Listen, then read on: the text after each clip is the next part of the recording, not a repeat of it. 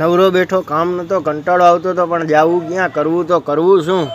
तूने क्या मेरे को ये ना समझाएगी। ભાઈબંધ ને ફોન કર્યો ભાઈબંધ આવ્યો પણ પરેશ રાવલ ની ભાષામાં મને બોલી ગયો मैं थूकता हूँ तेरी सूरत पे। મેં કહી દીધું તું થૂક કે પછી ઉલટી કર મને શું ફેર પડે હાલ મારા ભેગો બજારમાં આવે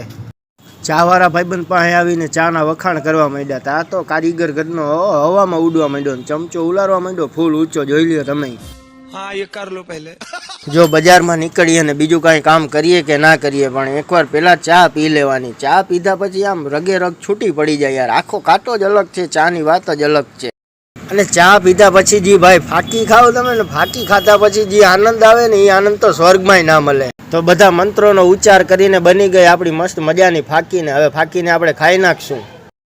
તો ફાકી ખાઈ ચા પીને હજી તો અમે બેઠા હતા તો આ મારા મામાનો દીકરો બળદિયા જેવો આવી ગયો મહેમાન બનીને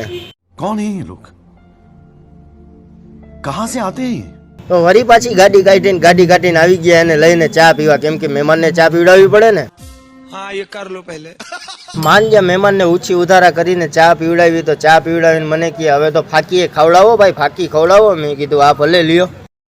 ભાઈબંધ પાસે આવ્યો ને ભાઈબંધને વાતુઈ ચડાવીને હાજા તોડિયા પાંજરા વાળા કરાવીને એકાદી ફાકી એની પાછી બનાવી લીધી ને બૂચ મારી દીધું ભાઈબંધનું પણ એને કહેવાય નહીં વિડીયો જોવે તો આફડી ખબર પડી જાય जलवा है हमारा।